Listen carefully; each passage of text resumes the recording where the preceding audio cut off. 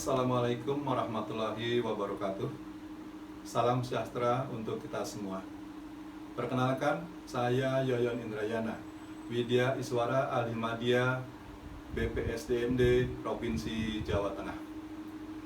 Bapak dan Ibu sekalian, pada kesempatan hari ini saya akan menyampaikan strategi pembelajaran manajemen kinerja. Bapak dan Ibu sekalian, mengapa instansi pemerintah dan unit kerja berlomba-lomba mengejar target kinerja? Mengapa juga setiap pegawai ASN diberikan sasaran kerja pegawai atau SKP yang harus direalisasikan? Mengapa pengembangan karir PNS ditentukan oleh kinerjanya? Pertanyaan-pertanyaan tadi mungkin pernah muncul dalam benak Anda sebagai pemimpin unit kerja. Benang merah dari sebuah pertanyaan tersebut adalah apa yang sebenarnya dimaksud dengan kinerja dan mengapa kinerja perlu dikelola. Sebagai seorang pemimpin unit kerja, Anda tentu pernah menyusun dan menilai sasaran kerja pegawai atau SKP bagi pegawai di lingkungan unit kerja Anda. Mungkin Anda juga pernah terlibat dalam penyusunan rencana strategis atau Renstra atau laporan kinerja unit kerja atau instansi Anda. Hal tersebut pada dasarnya merupakan bagian dari manajemen kinerja.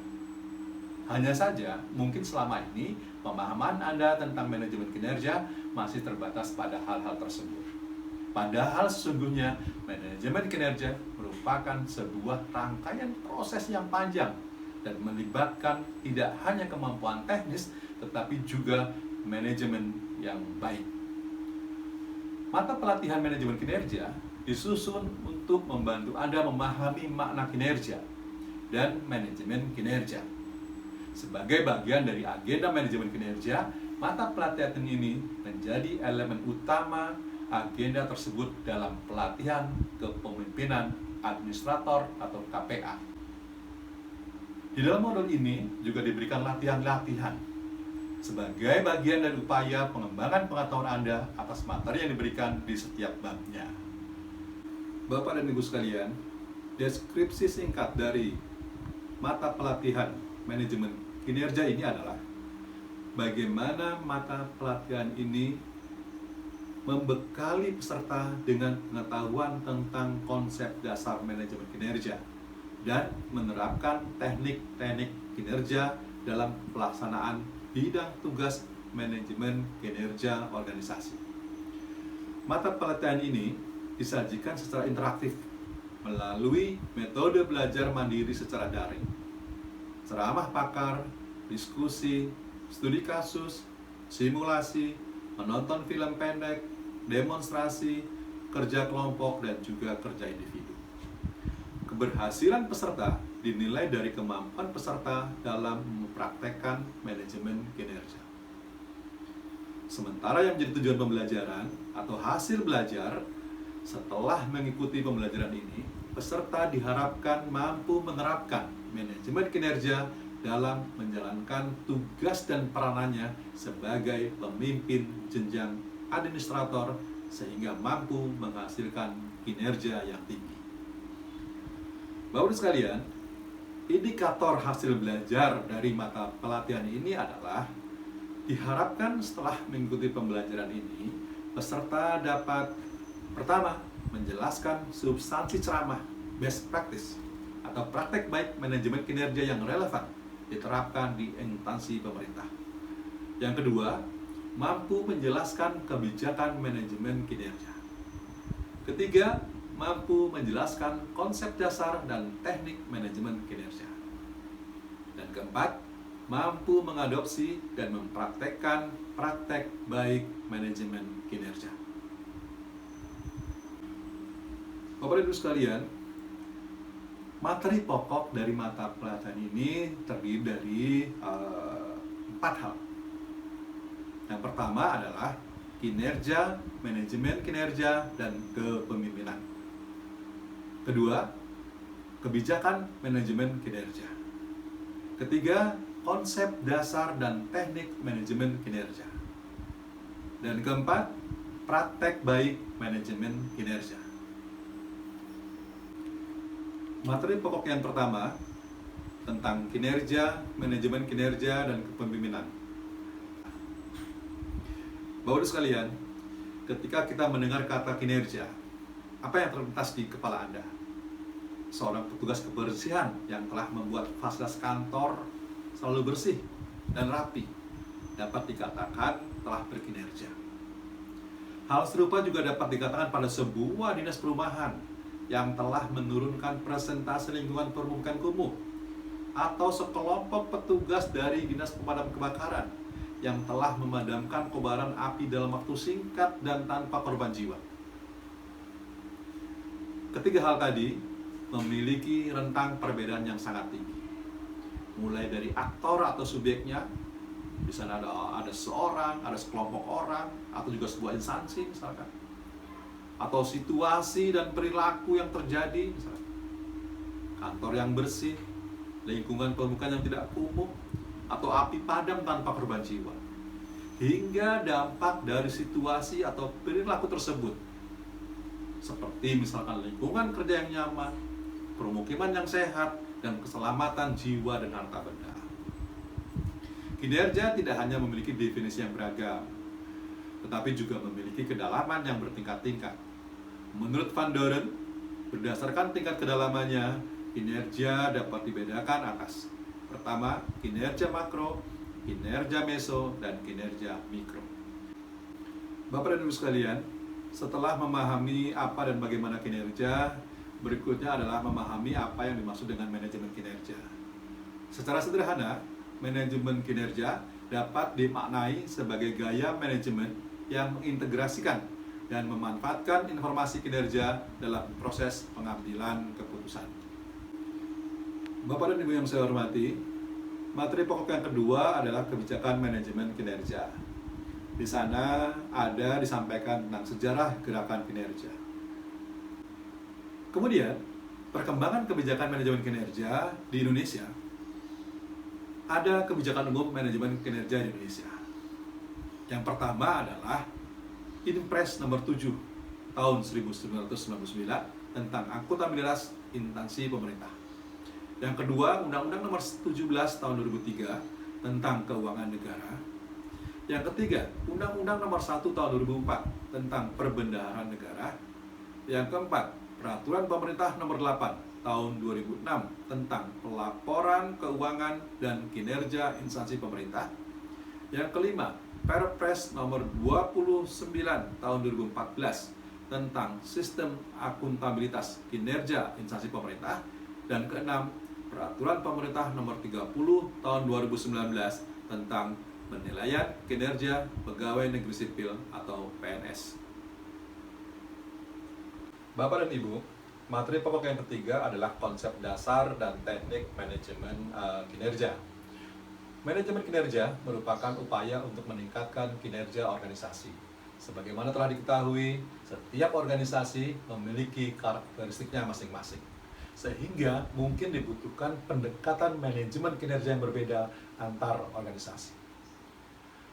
Di dalam materi pokok yang ketiga ini, kita akan mempelajari tentang beberapa hal seperti arsitektur informasi kinerja, atau juga tentang logical framework kinerja, dan juga tentang program logik atau logika perubahan. Juga akan dipelajari tentang bagaimana membuat indikator kinerja utama.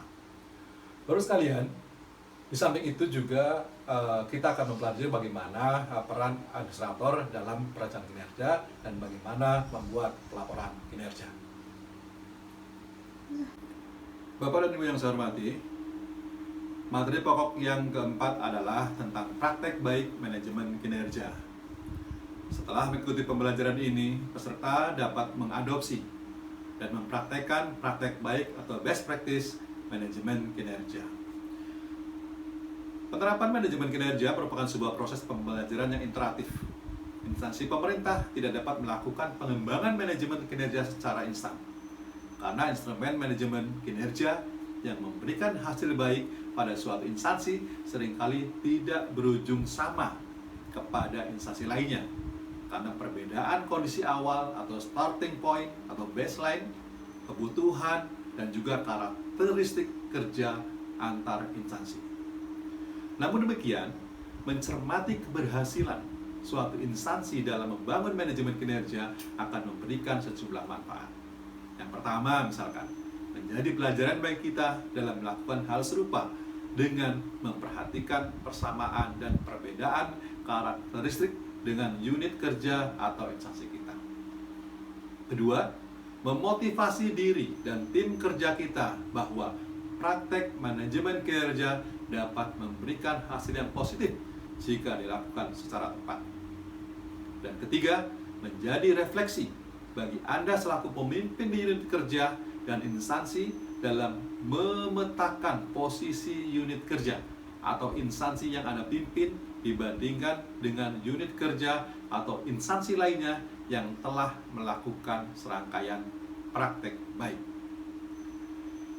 Salah satu instansi pemerintah yang telah membangun manajemen kinerja secara baik adalah Provinsi Daerah Istimewa Yogyakarta.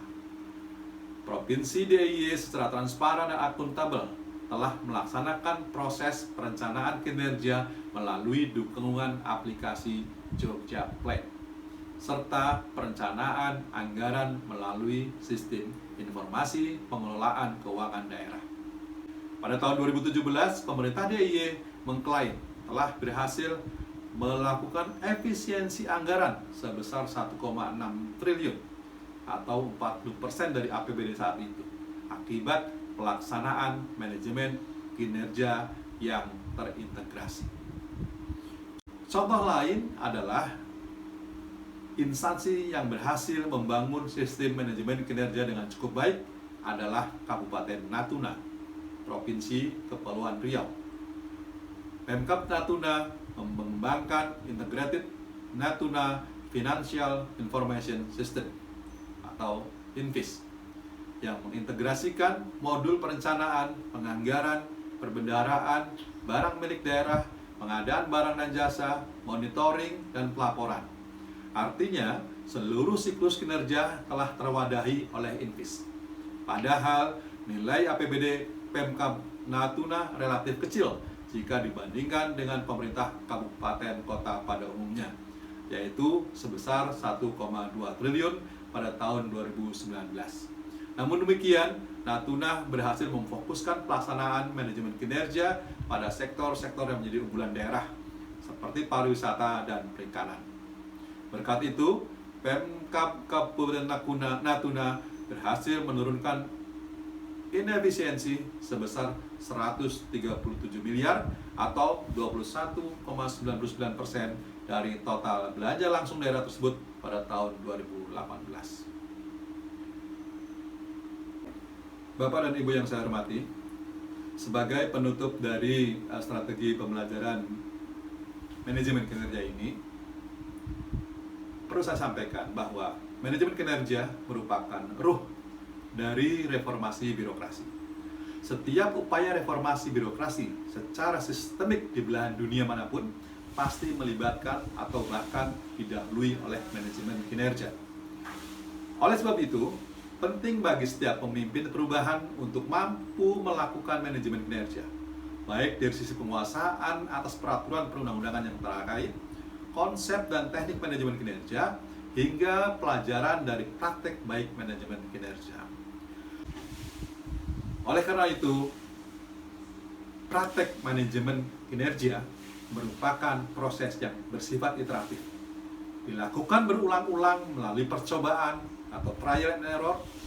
Dalam mempraktikkan manajemen kinerja, Anda harus mampu memperhatikan perkembangan lingkungan, baik perubahan peraturan perundang-undangan, perubahan aspirasi masyarakat atau pemangku kepentingan, dan motivasi pegawai.